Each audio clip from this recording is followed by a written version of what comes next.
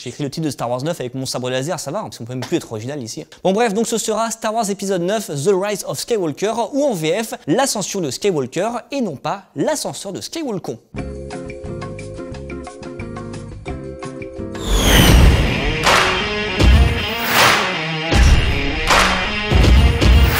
Dans le titre L'ascension de Skywalker, ce qui nous intéresse le plus ici, c'est le dernier mot, car qui dit Skywalker dit I'm Luke Skywalker, I'm here to rescue you. Mais de quel Skywalker parle-t-on? Alors on va tout de suite évacuer l'option et en fait, parce que je n'y crois pas une seule seconde et ce serait la pire des conneries à faire. Non, pour moi, l'option la plus logique, ce serait Luke, mort dans l'épisode précédent et en sachant que dans la Bible, l'ascension désigne la dernière rencontre de Jésus avec ses disciples après sa résurrection et avant sa montée au ciel, synonyme de vie éternelle. Il y a aussi une hypothèse plus terre à terre, le Skywalker du titre, c'est peut-être tout simplement Kylo Ren, le fils de Han et de Leia. Là, il semble clairement reparti pour un tour vers le côté obscur, avec une envie de soulever les résistants comme la Coupe du Monde de football. Mais peut-être que l'ascension de Skywalker sera l'histoire de sa rédemption, de la même façon que le retour du Jedi était celui de Dark Vador, redevenu Anakin Skywalker avant de mourir. Go. Après avoir voulu être le nouveau Dark Vador, Kylo Ren pourrait finir par prendre le vrai nom de ce dernier, ce qui serait aussi un bel hommage à sa mère et à son oncle, et peut-être un peu facile aussi car trop proche de ce que racontait le retour du Jedi. Ok. Autre possibilité sinon, Skywalker ne désigne pas quelqu'un, mais quelque chose, genre un nouvel ordre Jedi, une nouvelle croyance, ce qui nous ramènerait encore une fois à la référence biblique du titre, même si c'est vrai que ça marcherait mieux avec l'ascension du Skywalker que l'ascension de Skywalker. Mais dans l'idée, ça accentuerait le symbole et ça irait dans le prolongement de l'épisode 8 qui, je vous le rappelle, s'intitulait Les Derniers Jedi et montrait qu'on n'était plus dans l'affrontement classique entre le bien et le mal, mais que les frontières étaient plus floues. Et ça ferait écho à la conclusion de chaque trilogie. Après la revanche des Sith que l'on pensait disparu, le retour du Jedi que l'on disait éteint, voici maintenant l'ascension de Skywalker sous l'impulsion de Rey et peut-être de Kylo Ren, disciples qui s'approprieraient la Force et ses mystères de la même façon que J.J. Abrams et Rian Johnson se sont appropriés la saga dont ils ont hérité. 1,000 generations live in you now, but this is your fight.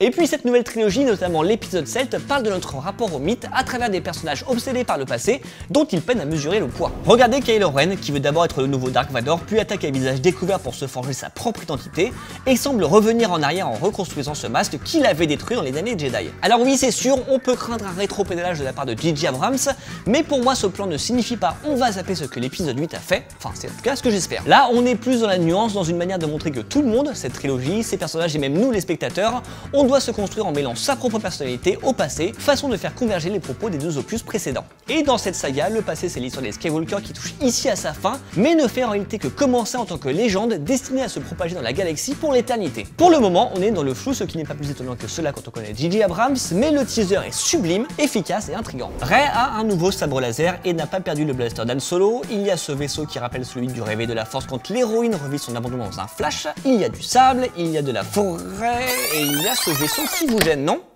C'est vrai que ça ressemble beaucoup à celui de l'épisode 7, mais est-ce que ça veut vraiment dire qu'on va revenir sur l'histoire de ses parents? Je sais que beaucoup ont été déçus d'apprendre que Rey était la fille de personne et se sont sentis trahis, mais entre ça et le plan du casque reconstruit, c'est vrai qu'on pourrait croire que l'ascension de Skywalker va revenir en arrière. Sauf que ce qui fonctionnait dans l'épisode 8, c'était sa façon de prendre le contre-pied de l'épisode 7. Alors, qu'il tempère ses propos comme dans une dissertation avec le schéma thèse, antithèse, synthèse, ok. Mais là, si J.J. Abrams se met à désavouer Rian Johnson en détricotant tout ce qu'il avait fait dans les derniers Jedi, on n'est plus dans un travail d'équipe pour faire la trilogie la plus cohérente possible, mais dans une vraie guerre d'ego dont personne ne ressortira gagnant. Surtout que pour moi, ces histoires de casque et de vaisseau, c'est de la fausse piste et c'est moins concret que ça. No one's ever really gone.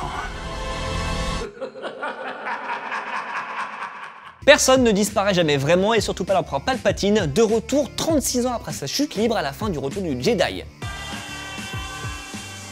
Et ça, c'est fou. Pour l'instant, entre ce rire bien flippant et la carcasse de la deuxième étoile noire, c'est ce qui ressemble le plus à un retour en arrière, mais on peut s'attendre à une feinte. Car si J.J. Abrams dévoile dès maintenant cette surprise, c'est qu'elle cache quelque chose. Et là, on a 4 possibilités. Réponse A, il n'est pas mort. Réponse B, c'est un fantôme de la Force. Réponse C, c'est un clone. Réponse D, c'est un enregistrement ou un vestige du passé. Et réponse E, Obi-Wan Kenobi. Alors, la réponse A, non seulement ça serait bizarre, mais en plus, question rétropédalage, ça se pose là. Réponse B, ça c'est possible, mais qu'est-ce qu'il faisait pendant tout ce temps dans ce cas-là? La réponse C, c'est déjà un peu plus plausible. Il y a déjà eu un clone de l'Empereur dans les romans de l'univers étendu de la saga, qui ne font plus officiellement partie du canon, mais que le film pourrait réhabiliter, donc à garder sous le coude. Et enfin la réponse D, ça je pense qu'il y a moyen, et dans ce cas, le retour de l'Empereur serait moins une finalité qu'un MacGuffin. On pourrait alors envisager cette hypothèse. Kylo Ren se dit que c'est bien sympa de vouloir tuer le passé, mais qu'être l'héritier de Dark Vador, c'est quand même mieux. Sauf qu'il a perdu son mentor, Snoke, qu'il a lui-même tué. Du coup, il se met en tête de se connecter avec le mentor de son modèle et qui s'appelle Orio, Palpatine. Ce même Palpatine qui peut trouver un moyen à travers Kylo Ren de reprendre le contrôle de la galaxie, sauf qu'en face de ce dernier se dresseront Rey et l'esprit de Luke.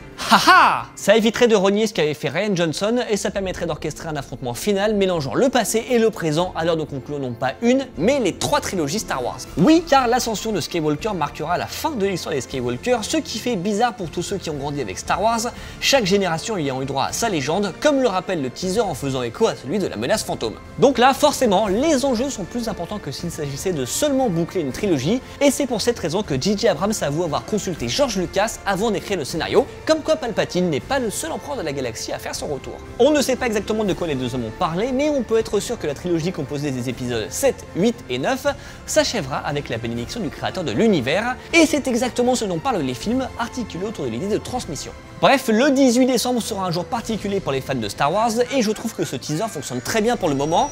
Il n'en montre pas trop, mais il soulève déjà quelques questions. Assez pour faire naître quelques théories, comme celle qui veut que le retour de Palpatine soit lié à une histoire de voyage dans le temps. Alors, il y en a déjà eu dans la série Star Wars Rebels, déjà avec Palpatine, et c'est l'une des marottes de J.J. Abrams entre Lost et son reboot de Star Trek. Mais je trouve ça un peu facile car ça permet de faire tout et n'importe quoi, surtout n'importe quoi en ouvrant un paquet de portes pour réécrire l'histoire, donc j'espère qu'il n'en aura pas. Et vous alors, jeune padawan, entre le titre, le teaser, les théories, qu'est-ce que vous pensez de ce Star Wars l'ascension de Skywalker et que vous inspirent ces premières images? Dites-le nous dans les commentaires et nous on se retrouve très vite pour décortiquer l'actu geek et héroïque avec Palpatine ou pas.